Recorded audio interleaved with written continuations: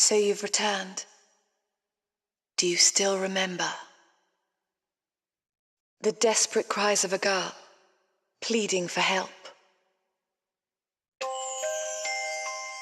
It began with the great chasm.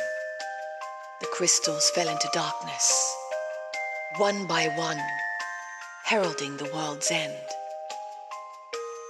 Then you came, and you met them, 4 warriors of light. The first was Tiz. He lost everything to the chasm, but the strength he gained from your soul allowed for his miraculous survival. As he stood on the precipice of despair, a girl appeared, offering hope.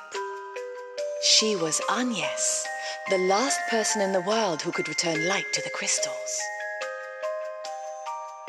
Guided by the fairy Airy, the two set forth on their quest. On this journey, they met Ringabel, a man with no memories save one, that he was in search of a special girl. Idia Lee. No sooner had they met than Ringabel pledged his life to her. From across lines of war, Idia listened to her heart and joined your cause. It was a journey of countless battles. In the name of anti-crystalism, the Duchy of Eternia pursued the Vestal Agnes.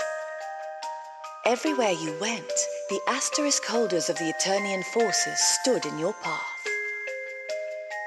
But you overcame them all. And in the end achieved your goal. Wind, water, fire, earth, the crystals freed from the shadow shone bright once more. Now light shall return to this world, or so you believed.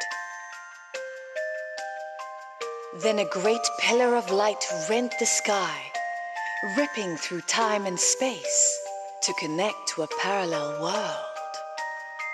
On and on it hurtled, tearing countless chasms through countless worlds. You thought you had saved the crystals, but it was all an elaborate hoax.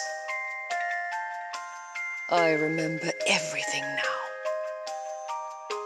So spake Ringabel upon seeing the face of Altinus dim. For he was Altinus from another world, where he had fallen to a cruel foe. That foe, the true enemy, was Airy all along, your party's guide and ally. She had linked tens of thousands of worlds with her chasms, seeking to revive her dark master. The god of destruction, Ouroboros, the bringer of ruin who consumes entire worlds to claim nigh limitless power. The 4 were helpless before him. As utter defeat loomed, the pendant that carried the girl's voice to you began to glow.